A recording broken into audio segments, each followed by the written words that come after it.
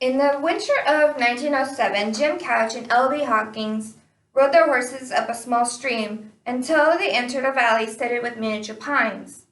The men were prospecting for copper and any other minerals that they could find in the area. The next morning, glancing across a tiny brook, Couch noticed little flashes of light resembling reflections from glass. Upon investigation, he was astonished to see thousands of little blue gems scattered across the hillside where they had weathered out of snow-white material, later identified as naturalite. This is an excerpt from one of my favorite books called Gem and Crystal Treasure by Peter Bancroft. Now, the reason I shared this excerpt with you today is because I'll be teaching you a little bit about one of my favorite things to do and why many people love this hobby. Hello, my name is Brenda Young, and I'll be talking to you about rockhounding based on my personal experience and research and the research that I have done. The topic I will be covering is rockhounding. First, I will be describing what rockhounding means and how it is used to look for these elusive stones. Secondly, I'll examine how these characteristics of these stones affect their value and the beauty people see in them.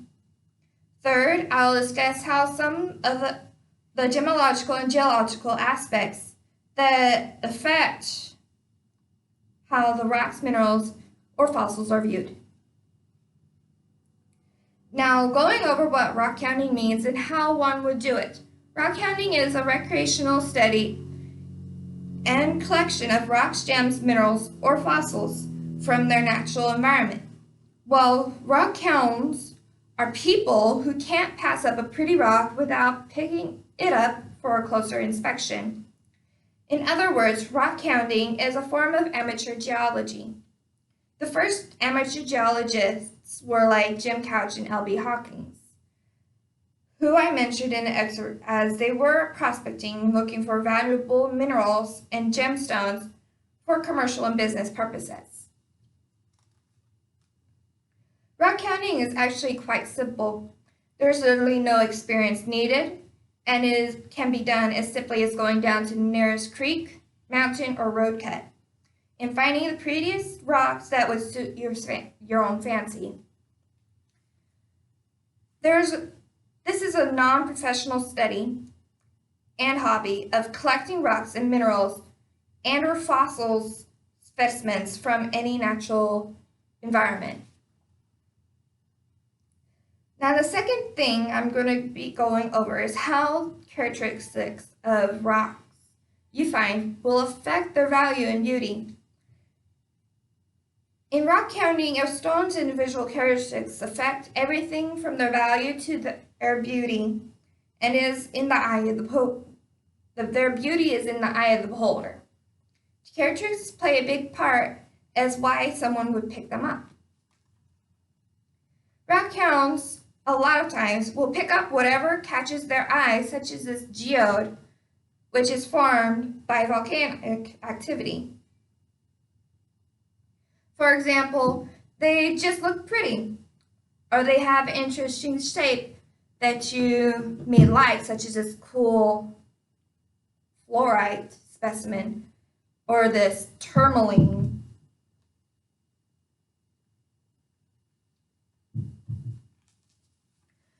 The values of the stone is affected by its characteristics. In this aspect, there are 4 different things people are looking for: size, the shape, the color, and the reflectiveness. For example, if you look at this piece of chalcedony, it has all of the best qualities that someone would be looking for, as compared to this piece of chalcedony, it is vastly different from this piece, as this piece could be possibly turned into a piece of jewelry. Finally, we come to gemological and geological aspects, as how they affect how these rocks, minerals, and fossils are viewed. Gemology and gemologists and geologists are rockhounds just as much as we are, and they look at rocks a little bit differently, even from each other.